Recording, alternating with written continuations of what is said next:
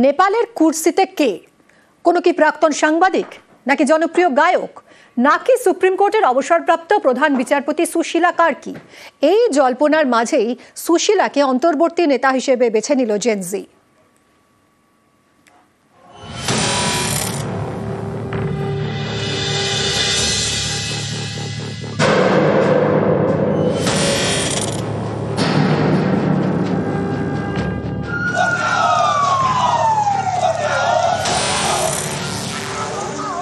গণবিপ্লবের আগুন, চেয়ার ছাড়তে হয়েছে প্রধানমন্ত্রী কেপি শর্মা ওলিকে।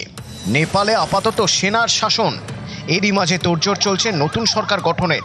তাহলে ওলির পরে কে?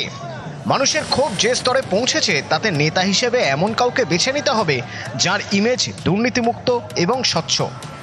জেনজি বা নতুন প্রজন্ম যাকে পছন্দ করে, এমন কয়েকটি নাম ঘিরেই এখন জোর চর্চা। সুদান গুরুং, বিখ্যাত গায়ক, জনসেবক, হামি নেপাল নামে একটি এনজিও চালান। 2015-র ভূমিকম্পে ছেলেকে হারিয়েছিলেন সুদান গুরুং। তারপর থেকেই জনসেবায় মন। দীর্ঘদিন ধরে দুর্নীতির বিরুদ্ধে সরব, রীতিমতো ভিডিও তৈরি করে স্কুল কলেজের পড়ুয়াদের আন্দোলন শিখিয়েছেন। অনেকে বলছেন এই গণবিপ্লবে বড় ভূমিকা রয়েছে সুদানের এইসব ভিডিও বার্তার। বালেন্দ্র শাহ, কাঠমান্ডুর মেয়র, সিভিল ইঞ্জিনিয়ার, জনপ্রিয় গায়ক। স্কুল জীবন থেকেই গানে গানে, কম বয়সীদের মধ্যে বিপুল জনপ্রিয়তা। গানের ভাষাতেই প্রথম প্রতিবাদ শুরু করেন বালেন্দ্র। দুর্নীতির বিরুদ্ধে সুর চড়ান, নিজের শহরের বেহাল অবস্থা নিয়েও মুখ খোলেন। গানের দুনিয়া থেকে হঠাৎই ভোটের ময়দানে র্যাপার বালেন। নির্দল হিসেবে ভোটে জিতে রাজধানী কাঠমান্ডুর মেয়র হন তিনি। জেনজির চোখে হিরো, নেপালের রাজনীতিতে উঠতি নক্ষত্র। নেপালের অন্তর্বর্তী প্রধানমন্ত্রী হিসেবে তার নাম ঘিরে জোর চর্চা। বালেন্দ্র জাতীয়তাবাদী। তিনি মনে করেন নেপালের বিষয়ে সিদ্ধান্ত নেপালই নেবে, ভারত বা চীন নয়। অনেকে আবার বালেন্দ্রকে ভারত বিদ্বেষী বলেও মনে করেন। তিনি গ্রেটার নেপাল গঠনের পক্ষে। ভারতের বহু এলাকাকে নিজেদের বলে দাবি করেন এই গ্রেটার নেপালের সমর্থকরা। রবি লামিছানে, ওলি বিদায়ের দিনে রবি লামিছানেকে জেল থেকে বের করে আনেন আন্দোলনকারীরা। রবি একসময় সাংবাদিকতা করতেন। 2022 সালে রাজনীতিতে আসেন, তৈরি করেন রাষ্ট্রীয় স্বতন্ত্র পার্টি। কিছু সময়ের জন্য নেপালের উপপ্রধানমন্ত্রী হন, 2 দফায় দেশের স্বরাষ্ট্রমন্ত্রীও হন। অনেকে বলেন তার জনপ্রিয়তার কারণেই তাকে মিথ্যে দুর্নীতির মামলায় জড়িয়ে জেলে ঢুকিয়ে দিয়েছিল ওলি সরকার। দুর্নীতিমুক্ত ইমেজের জন্য রবি লামিছানেও জেনজির অত্যন্ত প্রিয়।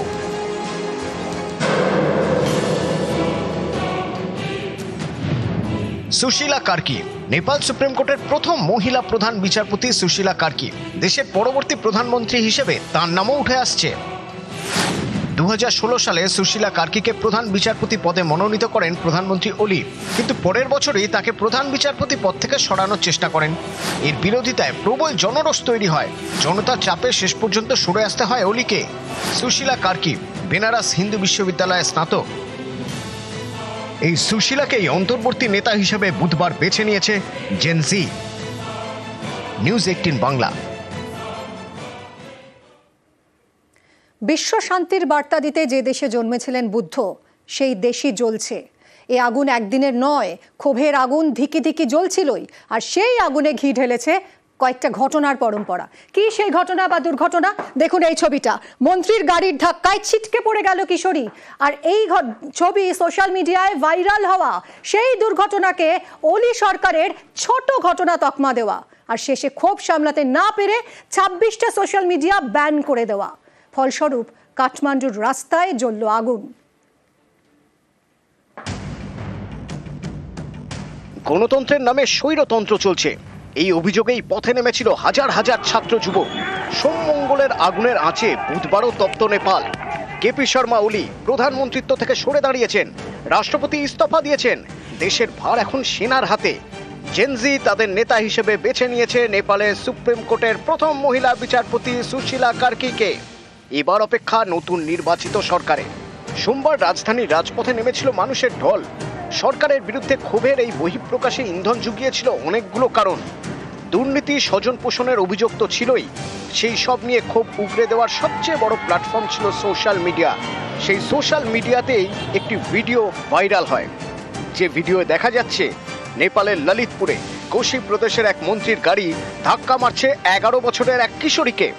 উষা মাগার সুনুয়ার রাস্তা পার হওয়ার সময় দ্রুত গতিতে আসা গাড়ি দেখে ঘাবড়ে গিয়ে দাঁড়িয়ে পড়ে। মন্ত্রী রাম বাহাদুর মাগারের গাড়ি দ্রুত গতিতে এসে ধাক্কা মারে উষাকে।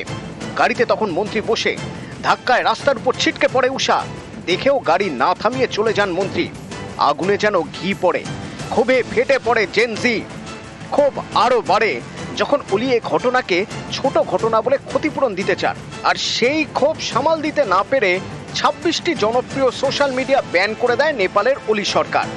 গণতন্ত্রের কণ্ঠরোধের অভিযোগে সরব হয়ে ওঠে জেনজি। 4 দিনের মাথায় কাঠমান্ডুর রাস্তায় দেখা গেল জনরোষ।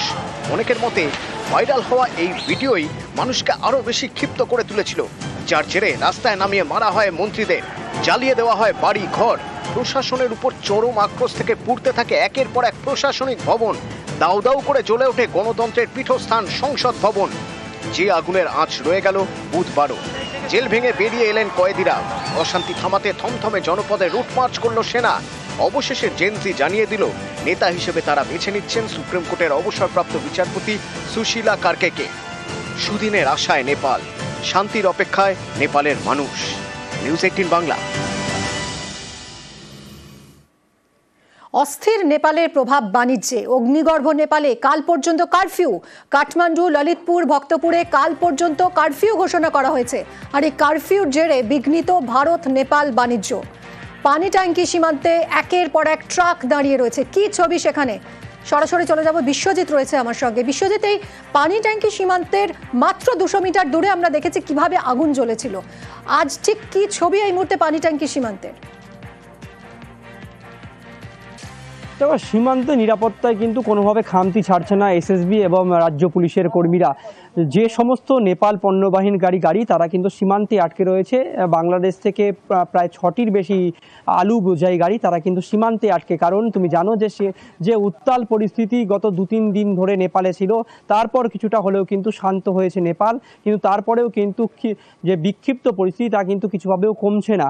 নেপালে ইতিমধ্যে কিন্তু কারফিউ জারি রয়েছে। আজ সকাল অবধি কারফিউ জারি ছিল পার্শ্ববর্তী ঝাপা জেলায়, কিন্তু সেই কারফিউর সময়সীমা আরও কিন্তু বাড়ানো হয়েছে। অন্যদিকে তোমায় রাখি, প্রায় 183 জন যারা জেলবন্দি হয়েছিল, যাদের কিন্তু আন্দোলনকারীরা একবার সেখান থেকে নিয়ে গিয়েছিল, সেই আন্দোলনকারীদের কিন্তু ইতিমধ্যে তল্লাশি করছে নেপাল সেনাবাহিনী। অন্যদিকে যে সমস্ত থানা থেকে অস্ত্র লুট হয়েছিল সেগুলিও কিন্তু জমা দেওয়ার জন্য আহ্বান জানিয়েছে নেপালি সেনা। একদিকে সীমান্ত সুরক্ষায় কোথাও কিন্তু খামতি রাখছে না এসএসবি, অন্যদিকে পণ্য পরিবহনকারী বিভিন্ন ট্রাক তারা কিন্তু সীমান্তের মধ্যে দাঁড়িয়ে কবে শান্ত হবে নেপাল সেদিকে কিন্তু অপেক্ষায় জারি। কারণ তুমি জানো যে নেপালের যে हम नेपाल जा रहे हैं सर। आलू में सब्जी लेके आए फुलवारी से सर। बहुत अवसर हुआ है सर, 4-5 रोज ना खाना पीना का ठिकाना नहीं, कुछ नहीं। बॉर्डर में अट गए, पानी टैंकी में अट गए सर। 72 घंटा का सील है बोल रहा है सर। कल से क्या होगा वो भी वार्ता में बैठे हुए हैं, अभी कोई गारंटी नहीं है सर। आलू तो सड़ गया है सर। तकलीफ बहुत हुआ है सर, ना खाने पीने का, ना टॉयलेट का व्यवस्था है, ना कुछ नहीं। बहुत यहाँ तो हम तो बेहाल होके बैठे हैं सर। আলিপুর চিড়িয়াখানায় 2 বাঘিনীর মৃত্যু হয়েছে। 24 ঘন্টার মধ্যে 2 বাঘিনীর মৃত্যু হয়েছে। মঙ্গলবার মৃত্যু হয়েছে বাঘিনী পায়েলের, আর বুধবার আরেক বাঘিনী রূপার। কি কারণে মৃত্যু আমরা জানবো, কথা বলবো আমাদের প্রতিনিধি সুস্মিতার সঙ্গে। সুস্মিতা, বার্ধক্যজনিত কারণে বলছে চিড়িয়াখানা কর্তৃপক্ষ, পর 2 দিন 2টো বাঘিনীর মৃত্যু হলো বার্ধক্যজনিত কারণেই।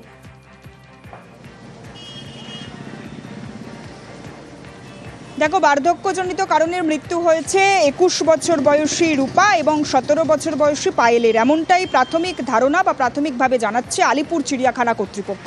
গত মঙ্গলবার পায়েলের মৃত্যু হয়েছে এবং তার পরদিন অর্থাৎ গত বুধবারে মৃত্যু হয়েছে বাঘিনী রূপার। কিন্তু এদের মৃত্যুর আসল কারণ কি, যে মৃত্যুর কারণ নেই, ইতিমধ্যেই রহস্য দানা বেঁধেছে এবং যে কারণেই আজ বেলা 2টোর সময় আলিপুর পশু হাসপাতালে এই 2 বাঘিনীর ময়নাতদন্ত হবে। 3 পশু চিকিৎসকের নিয়ন্ত্রণাধীনে একটি টিম গঠন করা হয়েছে, কমিটি গঠন করা হয়েছে CWLW এর তরফ থেকে, যাদের পক্ষ থেকেই আজ ময়নাতদন্তের প্রক্রিয়া সম্পন্ন করা হবে এবং গোটা প্রক্রিয়ার যে ভিডিওগ্রাফি সেই ভিডিওগ্রাফিও করা হবে। শুধুমাত্র ময়নাতদন্ত নয়, এদের শরীরে কোনো বিষক্রিয়া হয়েছিল কিনা কিংবা অন্য কোনো কারণে মৃত্যু হয়েছে কিনা, শুধুমাত্র বার্ধক্যজনিত কারণ নাকি অন্য কোনো কারণ রয়েছে কিনা সেই গোটা বিষয়টি স্পষ্ট হওয়ার জন্য আজ এদের ভিসেরা ধন্যবাদ সুস্মিতা।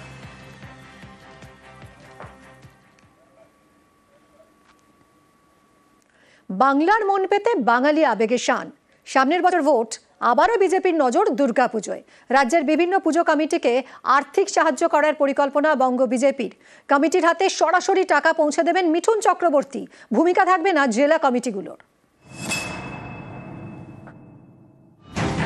শুভেন্দু অধিকারী মহাশয় পদ্ম ফুলের মালা দিয়ে, উত্তরীয় দিয়ে এবং সোনালী দুর্গা।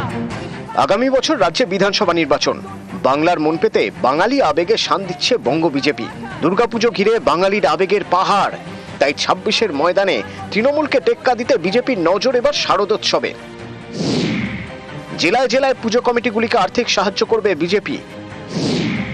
এই টাকা বন্টনের দায়িত্ব দেওয়া হয়েছে মিঠুন চক্রবর্তীকে। 21-এর বিধানসভা ভোটের আগেও রাজ্যের পুজো কমিটিগুলিকে টাকা দেওয়ার সিদ্ধান্ত নিয়েছিল বিজেপি। 21-এর পর এবার 26-এও একই কৌশল।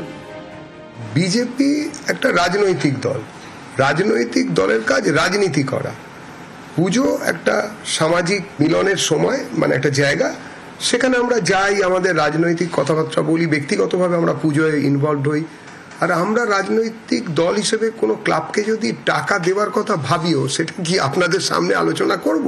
পার্টি দেবে, তার থাকলে সে দেবে, পার্টি দেবে, সরকার নয়। পার্টির টাকা আর সরকারের টাকা দুটো এক বস্তু নয়। সরকারের টাকা না আমার টাকা।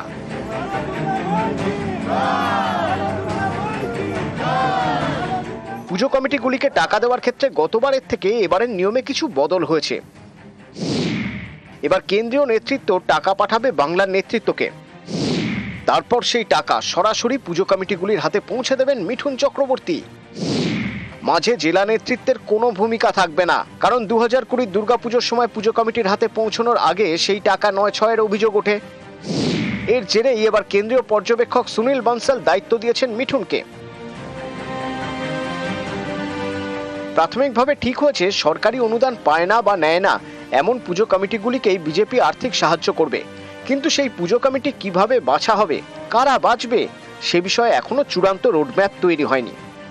21-এর নির্বাচনের আগে বঙ্গ বিজেপির পুজোয় অনুদানের সিদ্ধান্তে বাদ সেধেছিল দলীয় আর্থিক তছরূপের অভিযোগ।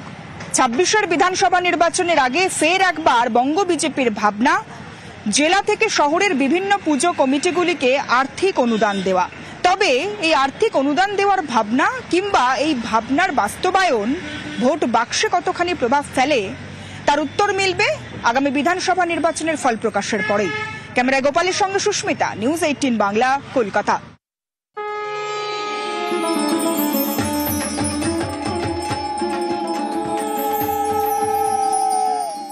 পুজো মানেই মাটির পুজো। এখনো 12 মাস মাটির পুজো। মৃৎশিল্পীদের আঁতুর ঘর কুমোরটুলি, মৃন্ময়ী মায়ের চিন্ময়ী রূপ। পুজোর আকাশে এখনো শ্রাবণের কালো মেঘ। দেখে নেওয়া যাক কুমোরটুলির প্রস্তুতি।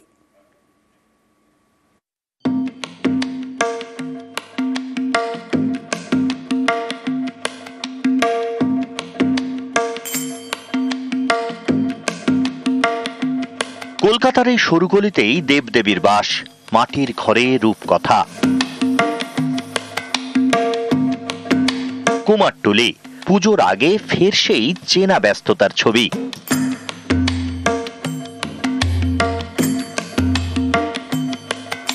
পুজো করা নাড়ছে দরজায়, কিন্তু পুজোর মাসেও বৃষ্টি, আকাশের মুখ ভার। কুমারপাড়ার ঘরেও চিন্তার কালো মেঘ। এখন যা বৃষ্টি আমাদের পিছু লেগেছে তাতে খড় পচে যাচ্ছে, মাটির কাজ করতে অসুবিধা হচ্ছে, দেখা যাচ্ছে ফিনিশিং ঠাকুর গলে যাচ্ছে, প্লাস্টিক ঢাকা দিয়ে তো আর কাজ হয় না। তার মধ্যে থেকেও আমাদের দিনরাত্রি পাখা চালিয়ে সেই কাজগুলো করতে হচ্ছে। বৃষ্টি হলেই কাজে বাধা। মহালয়ার আগেই প্রতিমা তৈরির কাজ সেরে ফেলতে চান শিল্পীরা।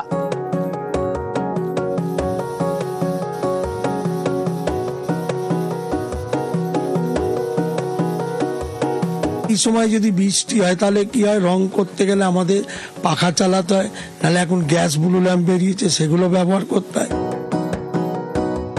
বৃষ্টি আমাদের কাছে একটা বলতে পারো যে অসুরের ভূমিকা পালন করছে। এইভাবে যদি বৃষ্টি চলতে থাকে ডেলিভারি করাটা একটা টাফ হয়ে যাবে, রং সেরকমভাবে করতে পারবো না। যে সমস্ত মূর্তিগুলো বাইরে এখনো পর্যন্ত তৈরি হয়নি বা হচ্ছে সেগুলো আমরা ঠিকমতো কাজ করতে পারবো না, এই খুব দুশ্চিন্তার মধ্যে আছি।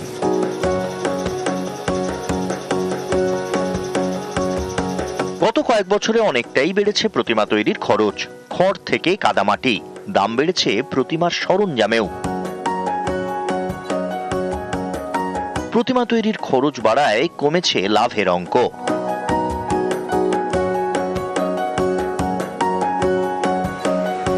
পুরুলিয়ার কুমোরপাড়াতেও একই ছবি। বৃষ্টি বিপাকে মৃৎশিল্পীরা, এখনো আকাশের মুখ ভার, মাঝে মধ্যেই বৃষ্টি, শুকোচ্ছে না প্রতিমা। এক মাটি দেওয়ার পর অন্য মাটি যখন দিতে যাচ্ছি ঠাকুর শুকাচ্ছে না, রোদ্রু পাচ্ছি না। ওয়েদারের জন্য আমাদের কাজের প্রচুর সমস্যা হচ্ছে, এর পরিপ্রেক্ষিতে আমাদের কাজের চাপটা আরো বেড়ে যাচ্ছে। নির্দিষ্ট সময়ে তো আমাদের প্রতিমাটা তো দিতেই হবে, সেক্ষেত্রে আমরা এই পাখা ইউজ করছি। আমাদের ঠাকুর শুকোচ্ছে না, তার জন্য ফ্যান চালিয়ে ঠাকুর শুকোনো হচ্ছে। রোদ না হলে ঠাকুর শুকাবে না, আমাদের রঙও ফুটবে না ভালো। কলকাতা থেকে পুরুলিয়া, সব কুমোরপাড়াই এখন পুজোর রোদ্দুরের অপেক্ষায়। নিউজ 18 বাংলা।